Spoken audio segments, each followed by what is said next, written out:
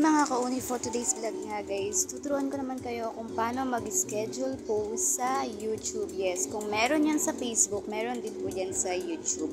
Kung saan pwede natin i-schedule yung post natin. So, ito, punta tayo sa ating YouTube. Tapos, i-upload natin dito yung ating video na gustong i-upload. So, kunyari, for example, para tomorrow. Ayan. So, pag naka-choose ka na, syempre maglalagay ka ng title dyan sa taas ng iyong YouTube or para yung title ng iyong vlog. So, for example lang naman ito guys. Ayan.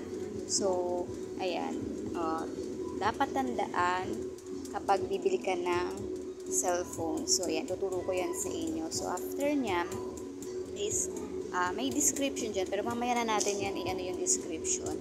Ilagay muna natin. Hanapin muna natin yung ating so dahil nga hindi pa natin ito ipopost, punta tayo dun sa public. I-click mo lang yan at dyan yung set ng visibility ng iyong video. So may nakalagay dyan ng public, may private, may unlisted, tapos merong schedule na nakalagay. So yun yung i-click natin guys, yung schedule, kasi nga i-schedule post natin siya para sa tomorrow. So ngayon ko siya ina-upload, pero tomorrow ko siya ipapublic. So ayan guys. So tapos magsiset ka na ng time at date. So ikaw, depende sa'yo kung gusto mo next week, gusto mo tomorrow na agad. Ayan, ganyan yung gagawin ko. Mamimili ka lang ng date and time. So kapag nakapamili ka na ng ganyan, so akin for alas 9. Ayan. And then iseset lang natin siya ng premiere. So, premiere tayo ng alas 9. So, ayan. After niya, back na tayo. And then, tsaka tayo maglagay ng description dyan. Kung ano yung gusto nyo ilagay. So, yung description ko is kaya lang din sa title ng aking vlog. Tapos, lagay ko lang yung hashtag. So, ayan. So, ganyan. So, madali lang talaga ang mag-schedule post. Para lang din siyang sa Facebook. Pag ready na yan, guys, ine-next na natin yan. Nakikita nyo sa taas. Ayan, mamimili ka na ng audience mo kung para ba yan sa bata or hindi para sa bata. So, ikaw nang depende yan sa'yo.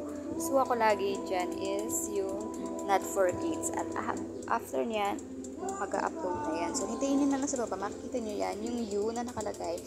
Kailangan makompleto yung blue na umiikot. Sabihin, nagda-download na yan guys. So, kapag na-complete na yan, is naka-download na yan sa inyong YouTube. At tomorrow, magpe-play na yan. Or makapapublic na yan bukas ng oras na binigay mo.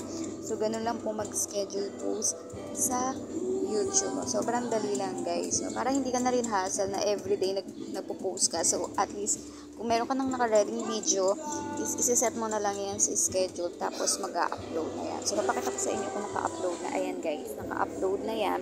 So, may premiere tayo ng alas 9 tomorrow. So, ganyan lang po paano mag-schedule. Diba? Super dali lang. Kaya ako sa inyo guys, itry nyo na yan. Kung para hindi na kayo araw-araw mag-upload ng video. So, at least kapag nakaset na yan sa ganyan, hindi nyo naiintindihin yan everyday kasi may nakaset na talaga siyang oras para sa pag-upload nyo ng inyong video. So, yun lang guys.